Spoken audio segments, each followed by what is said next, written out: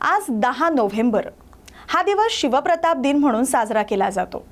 मावळ्याचं रक्त सळसळून निघेल अशी ऐतिहासिक घटना 10 नोव्हेंबर 1659 रोजी घडली।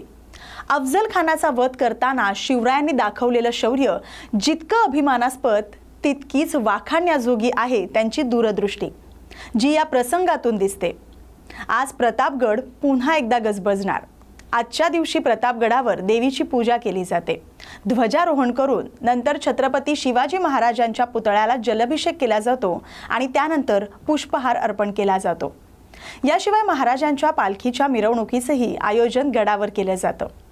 आजच्या दिवसाची कथा अशी की प्रतापगडावर अफजल खानानं शिवरायांना बोलावून दगाफटका करण्याचा डाव आखला होता। छत्रपती शिवाजी महाराज चतुर आणि दूरदृष्टी असणारे प्रशासक होते।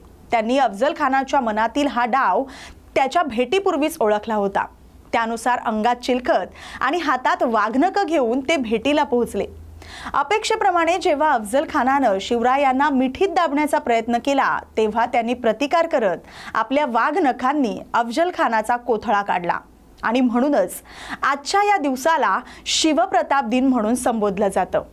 न्यूज मराठी 24/7 च्या वतीनं छत्रपती शिवाजी महाराजांना मानाचा मुजरा आणि सर्व शिवप्रेमींना शिवप्रताप दिनाच्या हार्दिक शुभेच्छा।